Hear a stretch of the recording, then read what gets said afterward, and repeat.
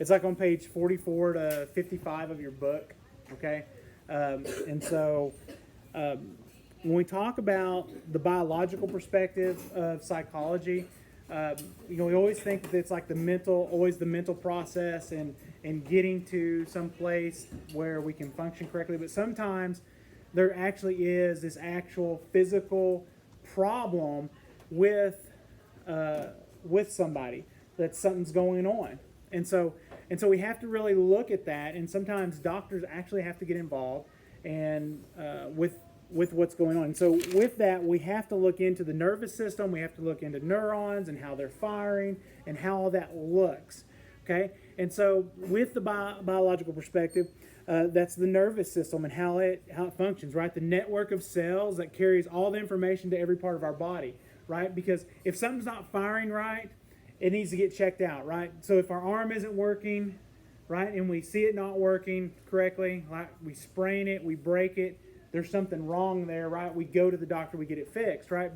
But when something mentally isn't firing right, we tend to shun away from it, right? At least that's what our culture has been over the last 50, 100 years, right? If something's wrong mentally, we tend to put those people away.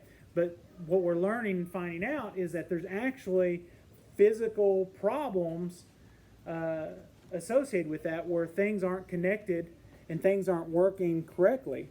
And so we're finding out what those are more and more as technology advances. And so one of the things you want to look at is it's biological psychology or behavioral neuroscience, right? This is a branch of neuroscience that focuses on the biological basis of the psychological process, behavior, and learning. And it is the primary area associated with the biological perspective of psychology, right? We kind of learned about this, right? It's actually the physical part of psychology that causes problems mentally, okay? And so we want to look at this a little bit. All right.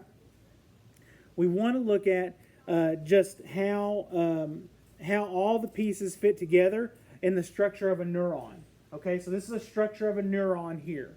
Okay, and so when we look at a neuron, we see like the nucleus of it, and then we see the soma, right, which is the body around the nucleus.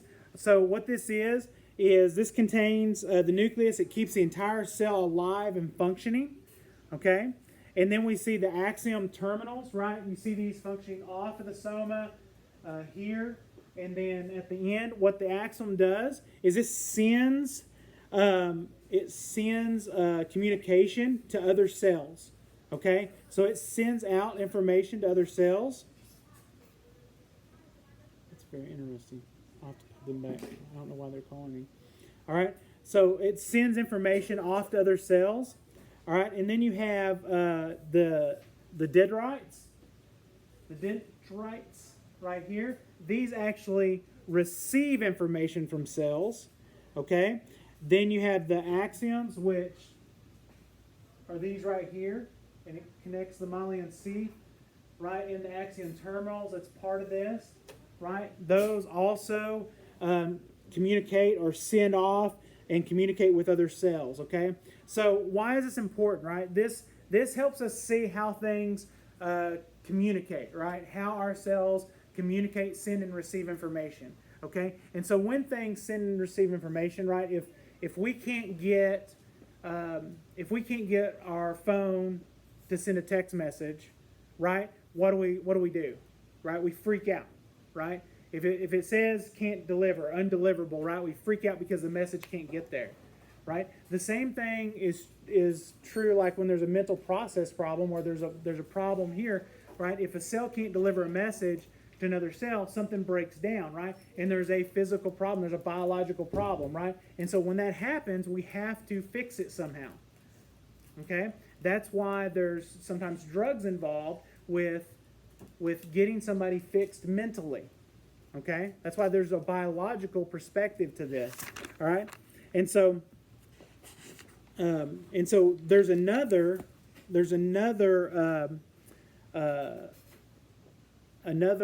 cell, another connector that's part of this that we're going to go a little bit deeper, and it's the synapses. Okay, and so I want us to look at the synapses. Let me bring up another picture real fast.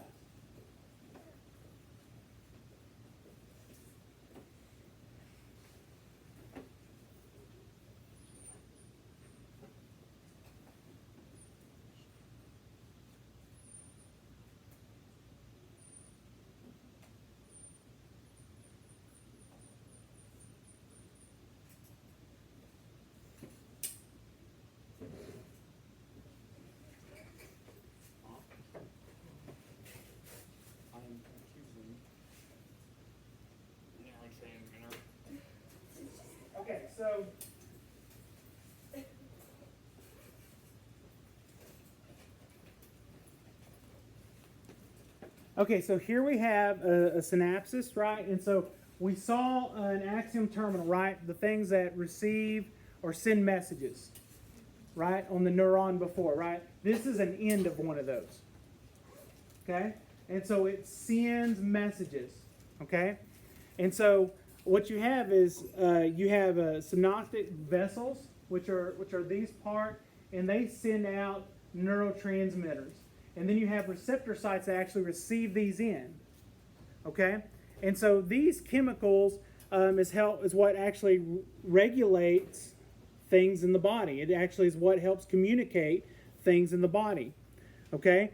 Neurotransmitters, these are chemicals and fluids and molecules of substance, all right? And the receptor sites, these are proteins that allow only particular molecules of certain shapes to fit into them. Okay? And this part right here is a synaptic gap, okay? And it's full of fluid. So what happens is this sends messages and it sends out neurotransmitters, which come out, and then they get received into the receptor sites. Okay? So it's like, so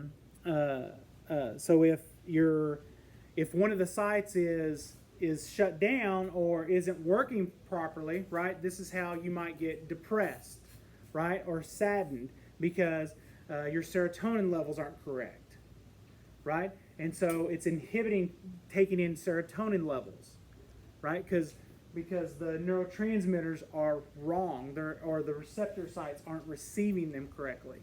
So there's a biological problem as to why somebody might be depressed.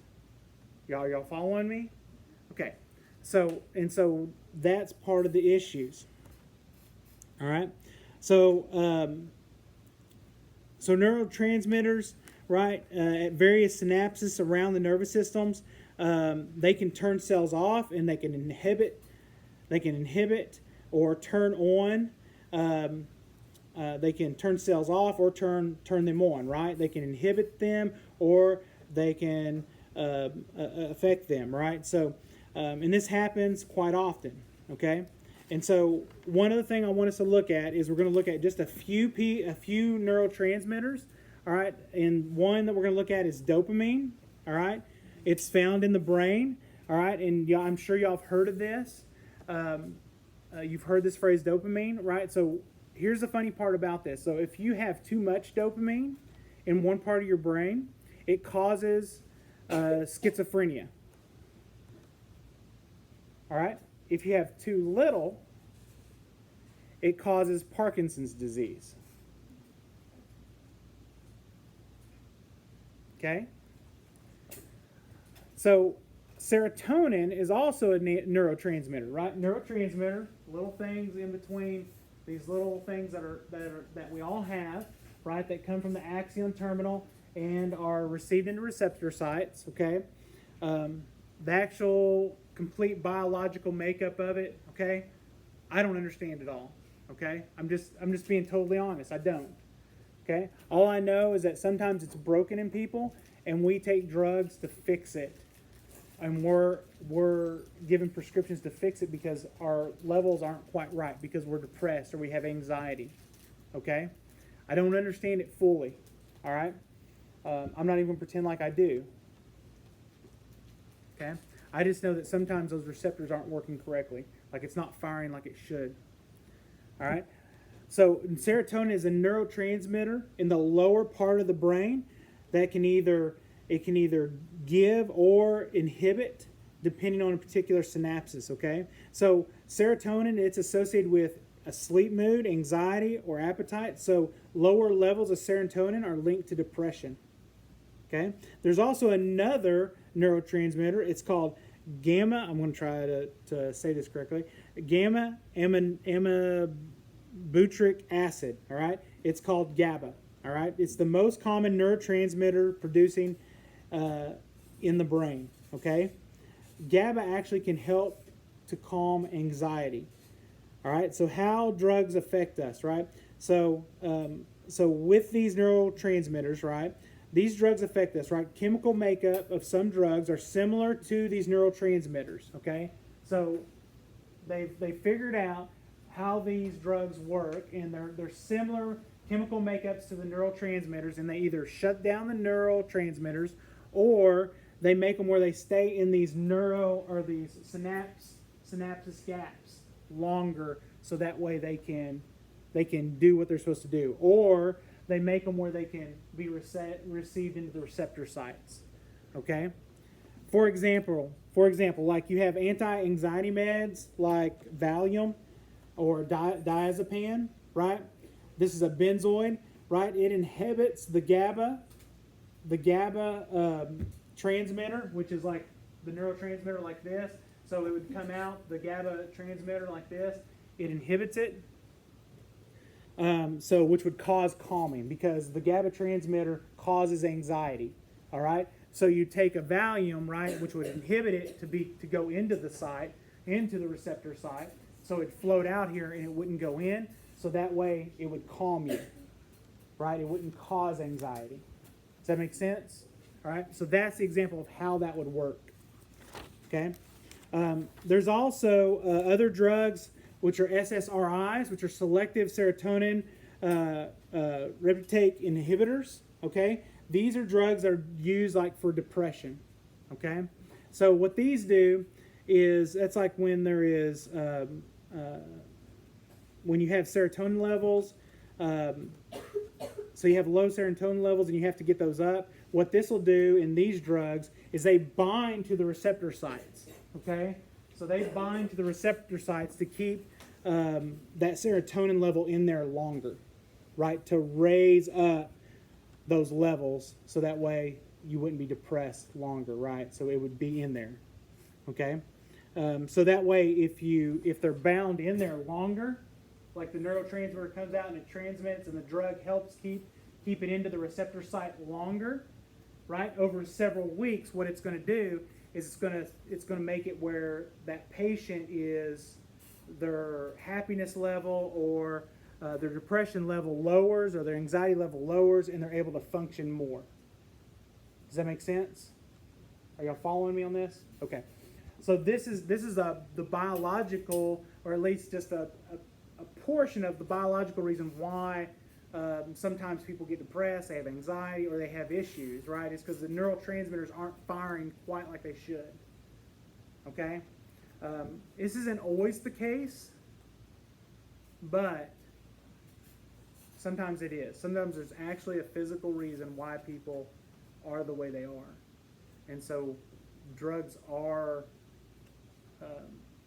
a reason or a way that a means to be able to get better. Okay? It's not a weakness if you have to be on anxiety meds or you have to be on depression meds to get better. Some people have to be, because their brain is just broken. It's not functioning correctly, right? It's like if you had a broken arm, what would you do? Right? Would you just let it be broken and let it just mend on its own and possibly be mangled the rest of your life? No, you'd go to the doctor, you'd have them put the pins in and set it correctly, and then go about your life correctly, right? The same thing is true about the brain, right? If it's not firing correctly, you go to the doctor, you get the medicine, and you follow the process to get better. Okay? So I hope that through this class we at least, if nothing else, all right, we at least kill off at least part of the stigma of that mental health is something that we can't get through, right? Like it's something bad and that's just for somebody else, and that's for somebody crazy, and we get rid of that mess, all right? That we normalize it a little bit, and that if there is something wrong, we deal with it, right? That we know it's okay to deal with it, all right? Do y'all have any questions about this? All right, and I'm just talking about portions of this. Okay, you still need to do your reading. There's a lot of stuff within the worksheets that you need to work on. I didn't cover a lot of it. All right, and then I'll talk about more probably tomorrow about the next section of it, which is the nervous system. Okay. All right, get working on your sheets. and they'll be due next Tuesday, and the self-care is all out there for the following week. Okay? Y'all's mustaches are killing me. All right.